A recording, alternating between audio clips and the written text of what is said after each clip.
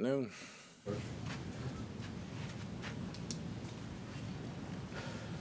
Have you had a chance to meet with either Jason Leiter or the Blazers? Not at this time, no, just met with the team. What was your message to the team?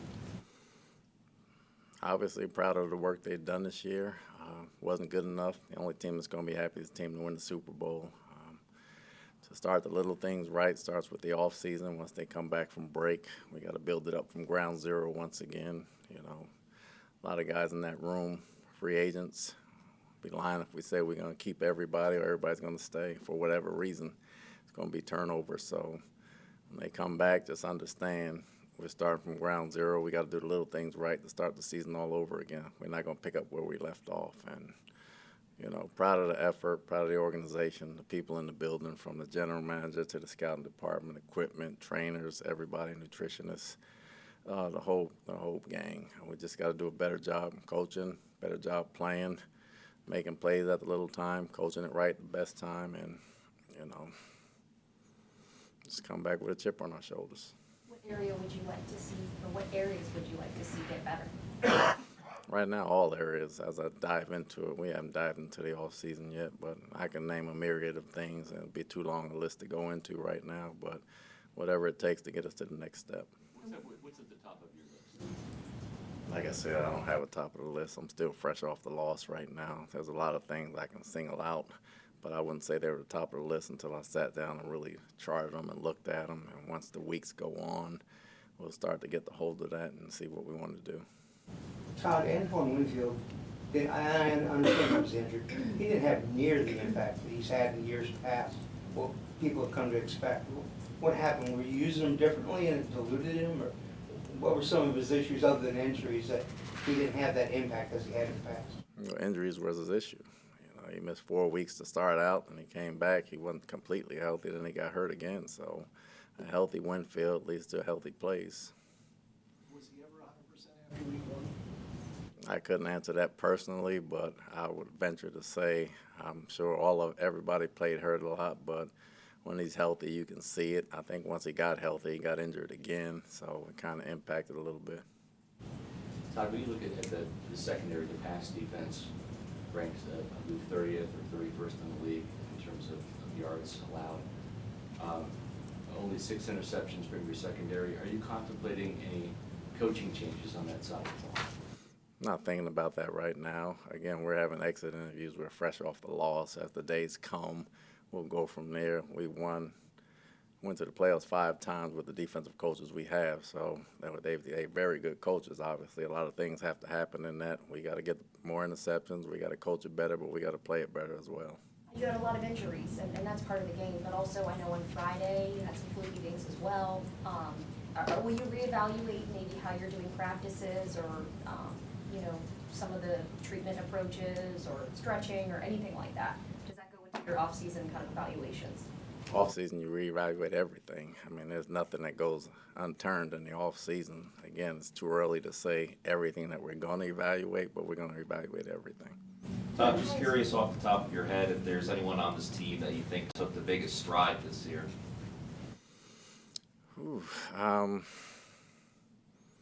I really like where Luke Gedeke played. I like the way he came back this year and played, even after he got hurt with the concussion. He came back and he played. He made a lot of strides this season as well. But Christian Izzian, before he got hurt, made great strides and did a lot of things well. There's a few guys that made strides like that, but those two stand out.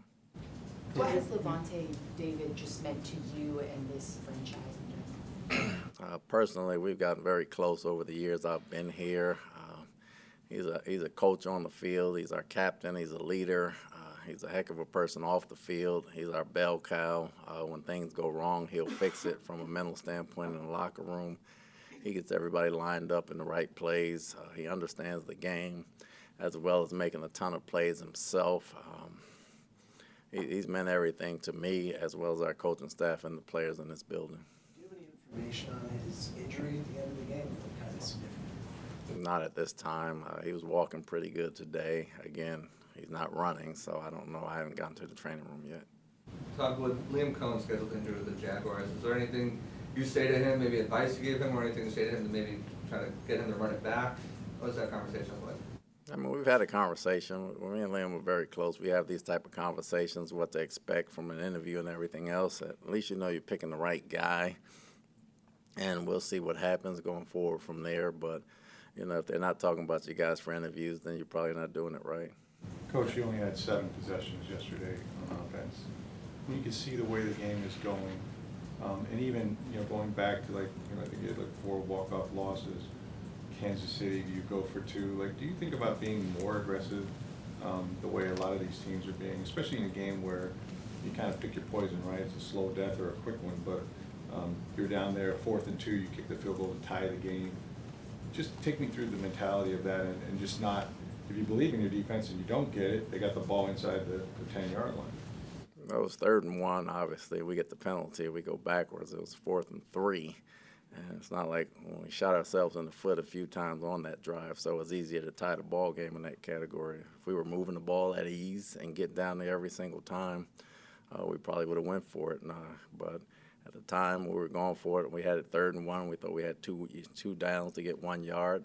We didn't get it. We went backwards, and it was 2017. If we don't get that, we possibly lose the ball game. So at least we had a tie and try to get the defense to get the ball back. How much was their aggressiveness on 4th down? It's who they've been all year.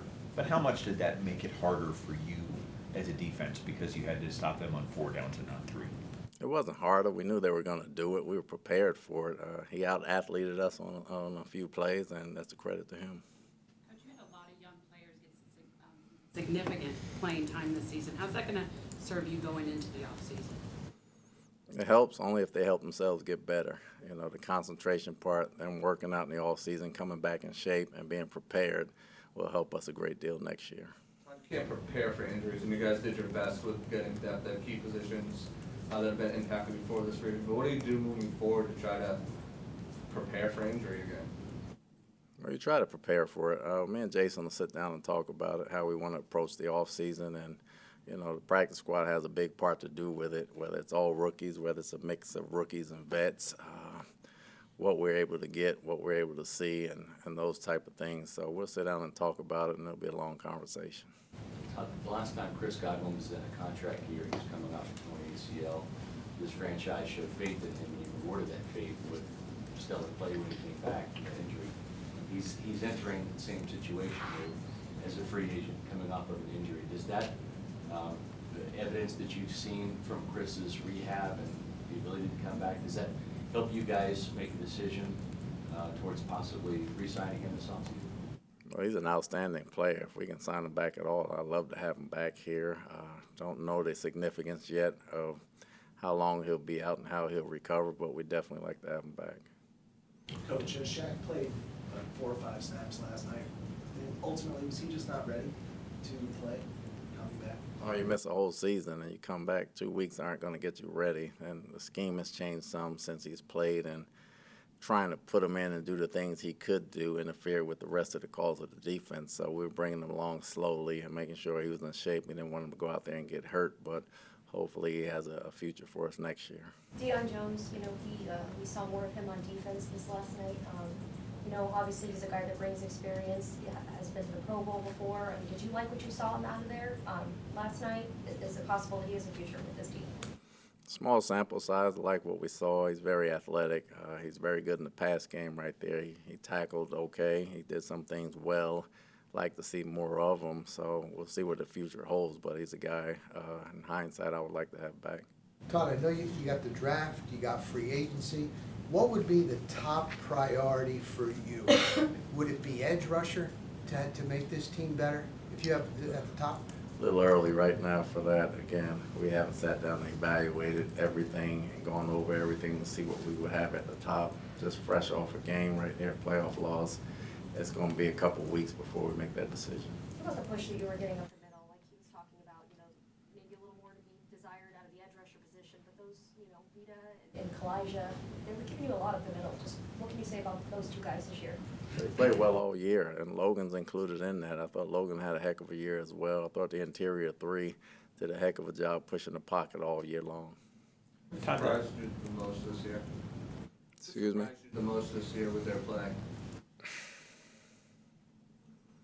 I don't know if it's a surprise, but I think guys played well. I like the steadiness that Graham Barton showed as a rookie and playing one of the toughest spots on the field, going against almost a Pro Bowler every week, just doing his job and coming to work every day with a lunch pail attitude and making blitz adjustments and stun adjustments aren't easy for a first-year center. Todd, I know injuries are a big part of this, but with the personnel that you had defensively speaking throughout the year and how much you had to shape shift, just how much were you able to deploy the defense that you wanted to do week in, week out that maybe you thought you were going to have entering the season? I don't know. It changed so much. You know, it's not about deploying the defense. It's about executing what we call. I thought those guys, for the most part, did a good job of coming in and executing what we called what they can do well. And that was the defense we were going to play. And we had a chance to be successful if they executed the defense. And they did a good job after the bye week coming in and doing that. And I was proud of them for that. What about K1 Merriweather? Down the stretch, we saw a lot more of him. And he was a guy that, at one point in the season, he was fine. When he came back after we let him go, when he came back from Detroit's practice squad, he had a very professional attitude. He studied. You hardly talked about him making mental errors and everything else, and he became one of our better safeties from the second half of the season on. I'm very proud of the job he did. I told him that earlier this week. The attitude he came back with, the professionalism, the way he played. He can play free or strong at the drop of a hat with guys going down. He was moving from one to the other, and he never flinched, and I'm very proud of him for that. He was one guy that I could hardly say his name on film that had a mental error. It doesn't matter the record necessarily, but it's hard to win 3 division titles in a row, period, right? But then you get in the postseason, and pretty soon you're going to be judged on your postseason success. So what do you think the next step is to get these guys to, if you're able to get back in this position to win in the postseason? Is it luck with injuries? Is it just, what will it take for you guys to advance? It won't be injuries. It's doing the little things right. Not turning the ball over, getting off the field on third down. Those are the little things that happened all year that came up at the end. We had a good stretch defensively of playing third downs. Didn't play them well last night. They got the turnover in the plus territory inside the red zone right there. It won't take injuries because people go to playoffs with injuries all the time. That's not even a factor. So we just got to do the little things right when we get there. Todd, on your side of the ball, looking at the season as a whole on defense, what did you like best about your defense, and what didn't you like? Starting the season, I thought we were fast starting the season. We got banged up pretty early. And we made some routine plays look hard, and I didn't like that about it. And that will probably eat at me the whole off season. I know it's hard to evaluate this the morning after a season-ending loss, but I mean, this is a team that had external expectations that weren't necessarily that high, and internal expectations probably were higher. You're a team that overachieved and also disappointed. How do you frame this season for you? Not like you just framed it. We're not going to overachieve and disappoint. We underachieved as far as ourselves are concerned. We don't worry about external expectations. Our internal expectations are for us to go to the Super Bowl, injury or regardless. Our internal expectations are to go to the Super Bowl. We did not get that accomplished. We did some good things throughout the year, yes. We had guys injured, yes. We got to the playoffs, yes. But our expectations are to win the Super Bowl.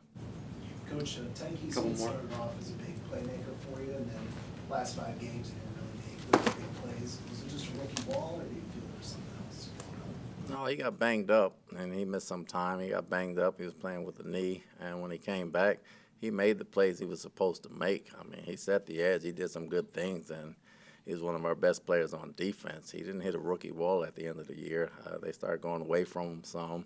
And he started being a non-factor because the ball wasn't showing up, but he did everything he was supposed to do. This offseason, you guys have made a coaching change at the tight end position. Just what did you see out of that group in terms of growth? I mean, that's like your youngest position group on your whole roster. They were one of the groups that had the fewest mental errors during the season as well. Coach Peel done a great job getting Cade ready, getting Payne ready, getting Culp ready, having Cole available, using different type of guys to do what they do best. Todd, what did you learn about yourself maybe through this year, maybe the biggest takeaway as you enter the offseason?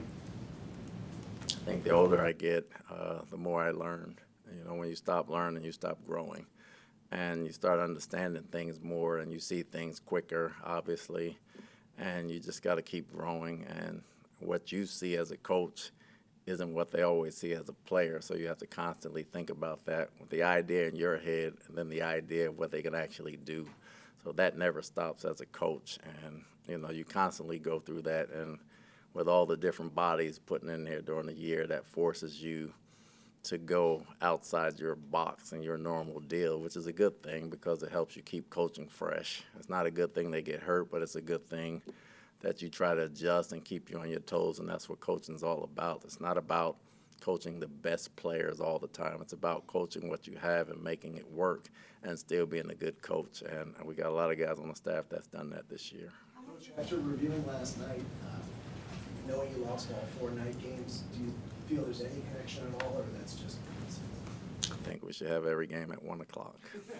What about, Last you one. mentioned growth, how much of that, is, because I know in the off-season, you're a human being, you deserve time to be able to also mentally get away for a little bit if you like, but just how much of that is, I guess, reviewing what you've done and what you've put on tape over the years as a coach, and how much of it is looking elsewhere and kind of borrowing ideas from certain trends that you're seeing around the league? Where does your inspiration kind of come from?